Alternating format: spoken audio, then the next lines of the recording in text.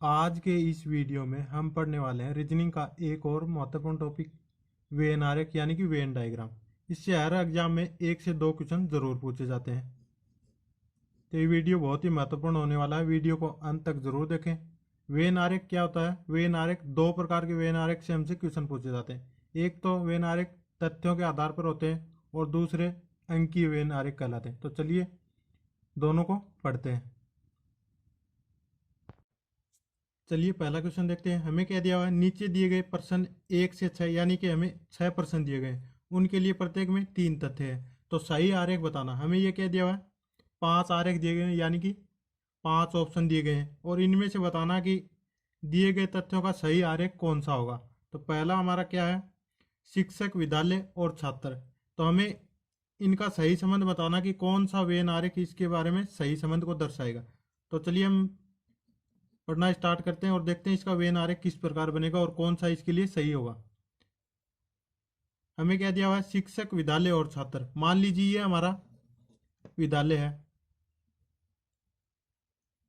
विद्यालय, और ये छात्र हैं और ये क्या है?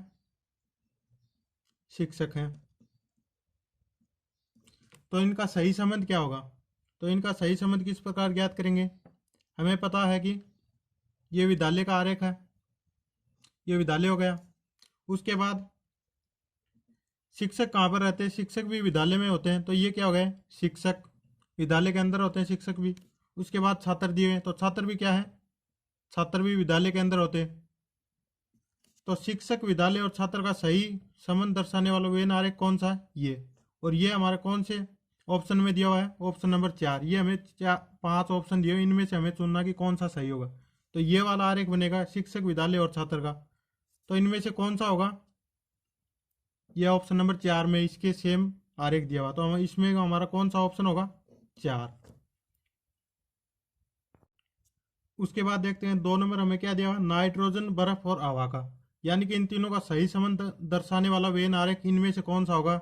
ऑप्शन नंबर 1 ये दिया हुआ है, 2 ये दिया हुआ, 3 ये दिया हुआ, 4 ये दिया और 5 ये दिया। तो सबसे पहले क्या करेंगे? इनका वेन आरेख बनाएंगे।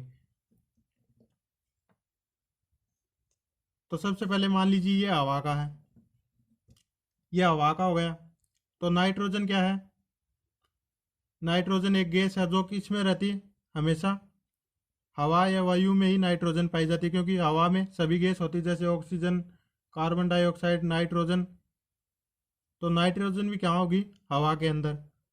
और फिर क्या दिया? बर्फ। तो बर्फ क्या होगी? हवा के अंदर नहीं होगी। बर्फ क्या होगी? इसका अलग से आरेख बनेगा। तो नाइट्रोजन, बर्फ और हवा का ये वाला आरेख बनेगा। तो ये वाला आरेख कौन से ऑप्शन में दिया हुआ है? ऑप्शन नंबर 2 में। तो इसके लिए सही ऑप्शन कौन सा होगा? 2। उसके बाद अगला देखते हैं। हमें दिया हुआ पित्तल, लोहा और धातु। इसका सही संबंध दर्शाने वाला वेन आरेख कौन सा होगा? तो सबसे पहले हम क्या करेंगे? सबसे पहले मान लीजिए हम धातु का बना लेते हैं। ये बना लिया हमने धातु का, ये हमारा धातु का वेन आरेख हो गया। उसके बाद क्या दिया? पित्तल।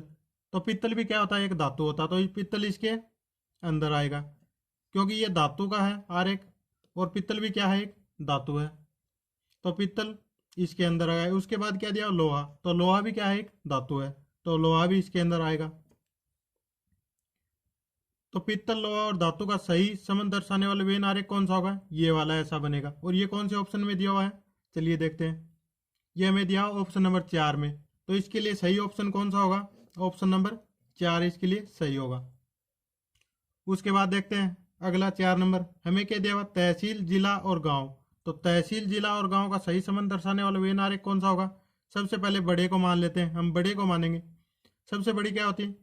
गांव, जिला और तहसील में सबसे बड़ा क्या होता है? सबसे बड़ा होता है जिला। ये हमारा हो गया जिला। और जिले के अंदर क्या था? तहसील। मान लीजिए ये आ गई तहसील। उसके बाद है गांव। तो गांव तहसील के बाहर आएगा या अंदर आएगा? तो गांव क्या होता? गांव भी तहसील के अंदर होता। हम गांव को यहाँ नहीं मान सकते क्योंकि गांव क्या होता? ये हमारा तहसील का है, ये तहसील हो गई। ये बाहर वाला जिला का आरेख हो गया। और ये क्या है? गांव का। तो गांव क्या होता, गांव तहसील के अंदर होता, तो इसके अंदर आएगा, ना कि यहाँ बाहर आ सकता। बाहर क्यों नहीं आ सकता, क्योंकि गांव गांव भी तहसील के अंदर होता है।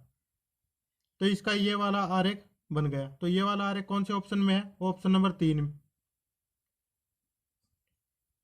तो इसके लिए सही ऑप्शन कौन सा होगा, सही वेन आरेख कौन सा बनेगा, ऑप्शन नंबर 3 वाला। उसके बाद पांचवा देखते हैं। पांचवा हमें क्या दिया हुआ है, चावल, सरसों और चुकंदर। ये क्या है, सभी फसल हैं। चावल भी एक फसल है, सरसों भी एक फसल और चुकंदर भी एक फसल है। तो ये क्या होंगी, चावल कभी भी सरसों नहीं हो सकती। तो मान लीजिए ये चावल का आरेख है।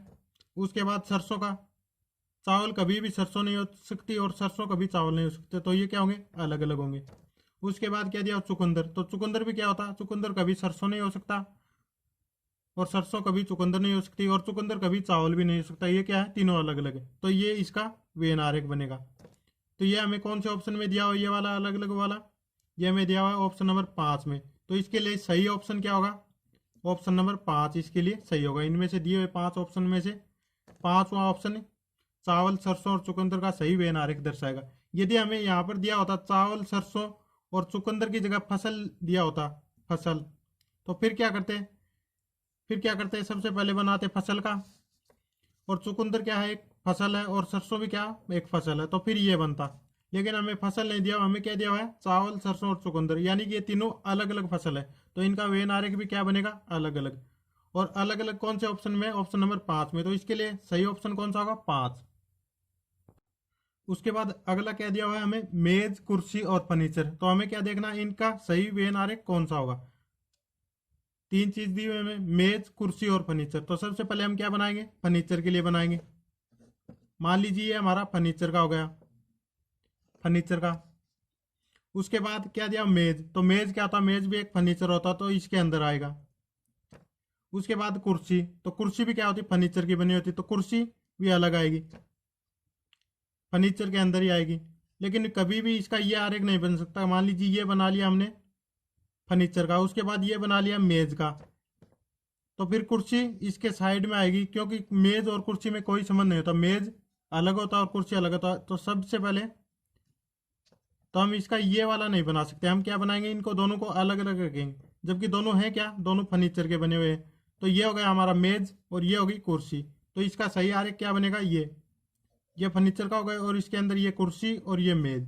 तो इस प्रकार का वेन आरेख कौन से ऑप्शन में है, ये हमें ऑप्शन नंबर 4 में दिया हुआ है। तो इसके सामने हम क्या लिख देंगे, ऑप्शन नंबर 4। यदि हमें ये एक अकेला क्वेश्चन दिया होता और इसके ये ऑप्शन दिए होते 5, तो इसका सही ऑप्शन क्या होता, ऑप्शन नंबर 4। चलिए अब एग्जाम में आया हुआ एक क्वेश्चन सॉल्व करते हैं। ये वाला क्वेश्चन राजस्थान पुलिस में 2020 में पूछा गया था।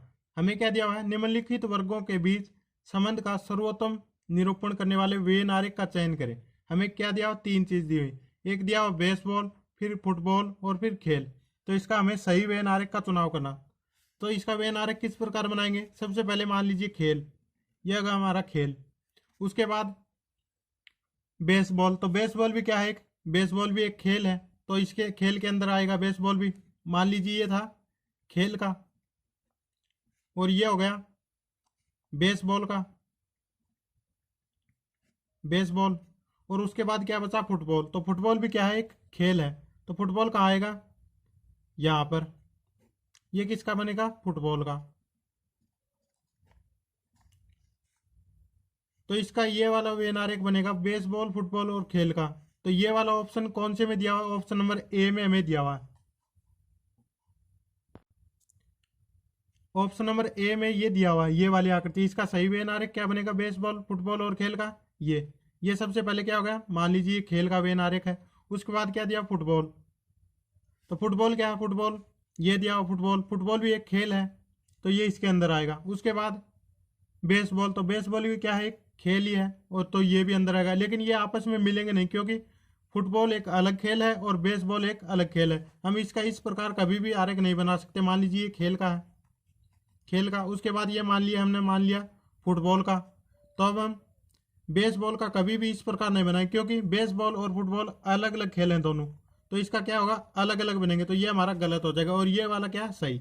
तो ये कौन से ऑप्शन में दिया हुआ, ऑप्शन नंबर ए में। तो हमारा ऑप्शन नंबर ए सही हो सके।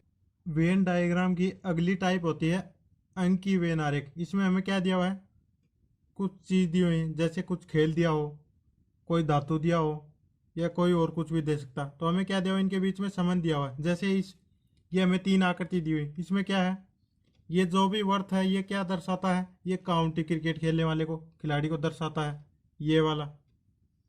उसके बाद ये जो त्रिभुज दिया हो ये क्या है, रणजी खेलने वाले क्रिकेट खिलाड़ी को दर्शाता है।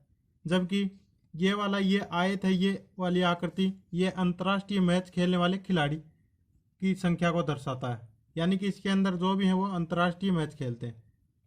तो इससे हमें क्या है, ये आकृतियां देकर हमें कोई भी इनमें से दिए हुए हमें 5 क्वेश्चन, इनमें से कोई भी एक क्वेश्चन एग्जाम में पूछा जा सकता है। 2 भी पूछ सकता है, लेकिन एक तो पूछेगा ही पूछेगा। तो चलिए इनको कैसे सॉल्व करते हैं। हमें ये आकृति दी हुई है, इनका ये संबंध है। पहला क्वेश्चन क्या हमारा, केवल रणजी खेलने वाले खिलाड़ियों की संख्या बताओ। तो रणजी खेलने वाले कौन सी आकृति है, ये वाली आकृति। ये वाली आकृति जो त्रिभुज के अंदर दी हुई ये क्या है, रणजी खेलने वाले के संबंध को दर्शाती है। और हमें क्या पूछा गया है, केवल रणजी खेलने वाले खिलाड़ियों की संख्या। तो मान लीजिए रणजी खेलने वाले कुल खिलाड़ी कौन से हैं। सबसे पहले इसी पर ध्यान दें कि रणजी खेलने वाले हैं कितने। तो ये क्या है, 5, 11, 3 और 7, ये क्या है, सभी त्रिभुज के अंदर वो क्या है, रणजी खेलते हैं। लेकिन हमें क्या पूछा गया है, केवल रणजी खेलने वाले। तो ये जो ये 3 यहाँ पर ये क्या है, ये रणजी तो खेलता ही, साथ में क्या खेलता है, इस आयत के अंदर है। तो आयत में क्या है, अंतर्राष्ट्रीय मैच खेलने वाला खिलाड़ी। यानी ये 3 है, ये क्या है, रणजी भी खेलता है और अंतर्राष्ट्रीय भी खेलता है। उसके बाद ये 11 है। तो ये 11 है, ये क्या है, रणजी तो खेलता है क्योंकि त्रिभुज के अंदर है। जबकि ये गोले के अंदर भी है। तो गोले के अंदर क्या है, काउंटी क्रिकेट खेलने वाले खिलाड़ी हैं, तो ये काउंटी भी खेलता है। लेकिन हमें क्या पूछा है, केवल रणजी खेलने वाले। तो केवल रणजी खेलने वाले यानी उनका संबंध केवल रणजी से होना चाहिए, बाकी काउंटी और अंतर्राष्ट्रीय से कोई संबंध नहीं होना चाहिए।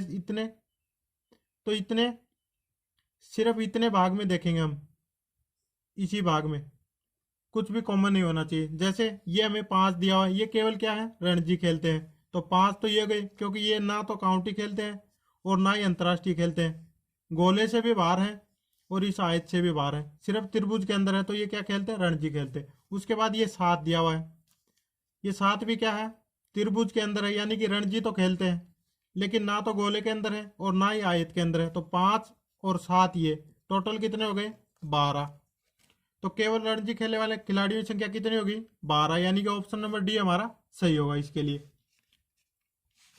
उसके बाद अगला क्वेश्चन देखते हैं, अंतर्राष्ट्रीय मैच खेलने वाले खिलाड़ियों की संख्या बताओ। तो अंतर्राष्ट्रीय मैच कौन से खिलाड़ी खेलते हैं, ये जो भी आयत के अंदर दिए हुए हैं, ये आयत के अंदर दिए हुए ये खिलाड़ी क्या है, अंतर्राष्ट्रीय मैच खेलते हैं इसके अंदर।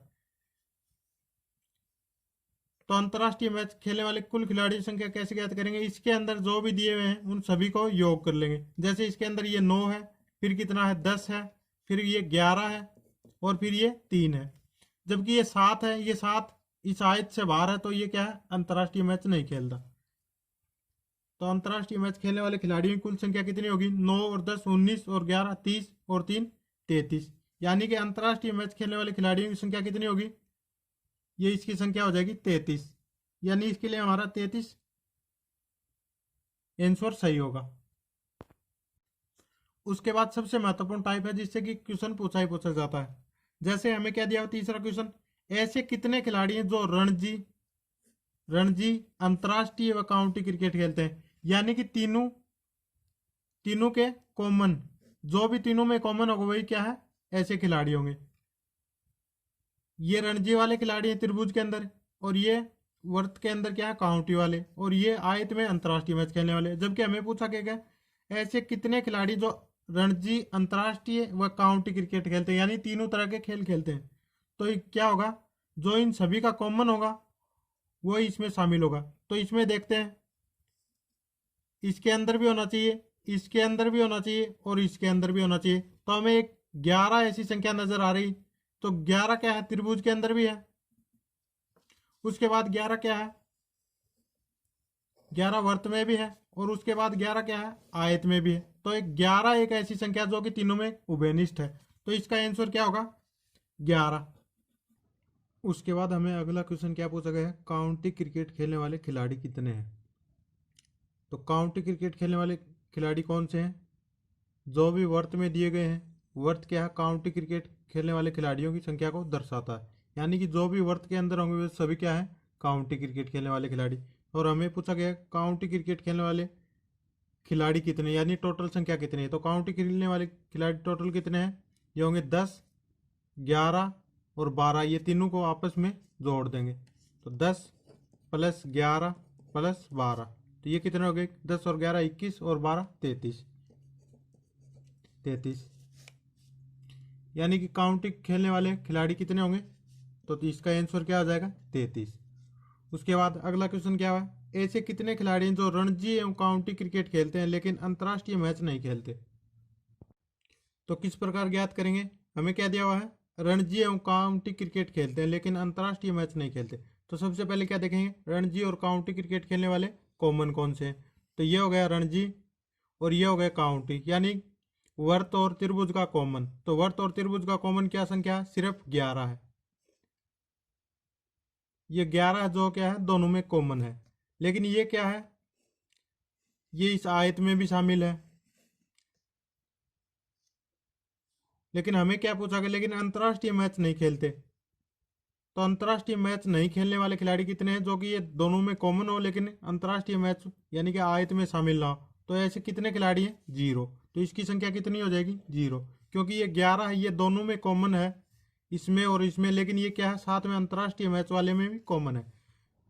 तो इसका आंसर क्या होगा? 0, यानी कि 0 ऐसे खिलाड़ी हैं जो रणजी और काउंटी खेलते हैं लेकिन अंतर्राष्ट्रीय मैच नहीं खेलते। यदि वीडियो पसंद आया तो चैनल को लाइक करें, शेयर करें तथा सब्सक्राइब करें और बेल आइकन को प्रेस कर लें ताकि आने वाले वीडियो का नोटिफिकेशन सबसे पहले आप तक पहुंचे। धन्यवाद।